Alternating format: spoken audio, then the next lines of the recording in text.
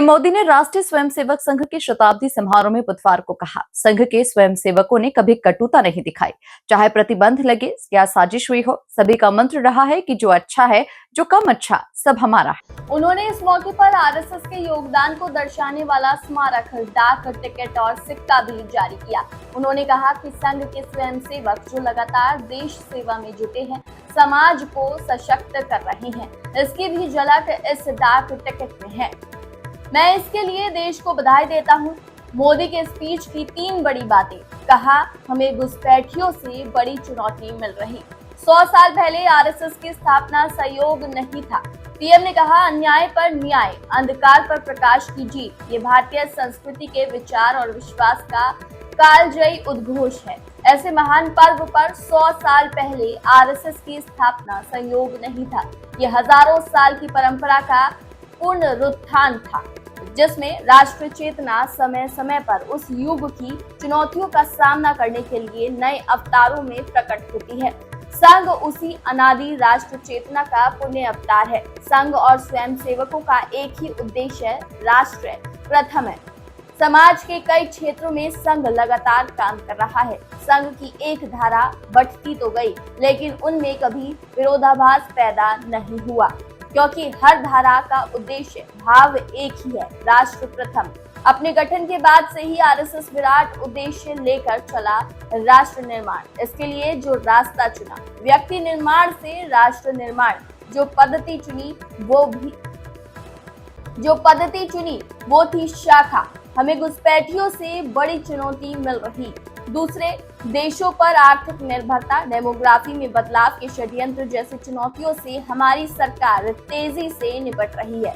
स्वयंसेवक होने के नाते मुझे खुशी है कि संघ ने इसके लिए ठोस रोड मैप भी बनाया है। घुसपैठियों से बड़ी चुनौती मिल रही है, हमें इससे सतर्क रहना है।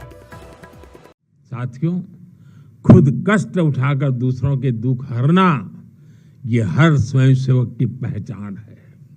याद करिए 1962 के युद्ध का वो समय, संघ के स्वयंसेवकों ने दिन रात खड़े रहकर सेना की मदद की, उनका हौसला बढ़ाया, सीमा पर बसे गांवों में मदद पहुंचाई। 1971 में लाखों शरणार्थी पूर्वी पाकिस्तान से भारत की धरती पर आए। उनके पास न घर था न साधन। उस कठिन घड़ी में स्वयंसेवकों ने उनके लिए अन्न जुटाया, आश्रय दिया, स्वास्थ्य सेवाएं पहुंचाई, उनके आंसुओं को पहुंचा, उनकी पीड़ा को साझा किया। साथियों, एक बार, और हम जानते हैं 1984 सिखों के खिलाफ जो कत्लेआम चलाया गया था, अनेक सिख परिवार संघ के स्वयंसेवकों के घरों में आकर के आश्रय ले रहे थे। यह स्वयंसेवकों का स्वभाव रहा है। साथियों, एक बार पूर्व राष्ट्रपति डॉक्टर एपीजे अब्दुल कलाम चित्रकूट गए थे। वहां उन्होंने नानाजी देशमुख जिस कार्य को कर रहे थे, उस आश्रम स्थान को देखा था, वहां के सेवा कार्य देखे, वो हैरान रह गए थे। उसी प्रकार से पूर्व राष्ट्रपति प्रणब मुखर्जी भी जब नागपुर गए तो वो भी संघ के अनुशासन, संघ की सादगी, उसको देखकर बहुत प्रभावित हुए थे। साथियों, आज भी आप देखें, पंजाब की बाढ़, हिमाचल उत्तराखंड की आपदा, केरल के वायनाड की त्रासदी, हर जगह स्वयंसेवक सबसे पहले पहुंचने वालों में से एक रहते हैं।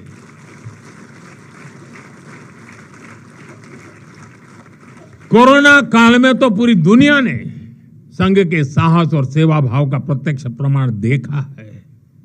साथियों, अपनी 100 वर्ष की इस यात्रा में संघ का एक बड़ा काम यह रहा है, उसने समाज के अलग अलग वर्गों में आत्मबोध जगाया, स्वाभिमान जगाया। और इसके लिए संघ देश के उन क्षेत्रों में भी कार्य करता रहा है जो दुर्गम है, जहां पहुंचना सबसे कठिन है। हमारे देश में लगभग 10 करोड़ आदिवासी भाई बहन हैं, जिनके कल्याण के लिए संघ लगातार प्रयासरत है।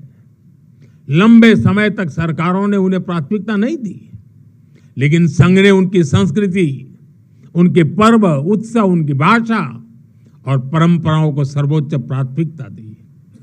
सेवा भारती, विद्या भारती, एकल विद्यालय, वनवासी कल्याण आश्रम आदिवासी समाज के सशक्तिकरण का स्तंभ बनकर के उभरे। आज हमारे आदिवासी भाई बहनों में जो आत्मविश्वास आया है वो उनके जीवन में बदल रहा है।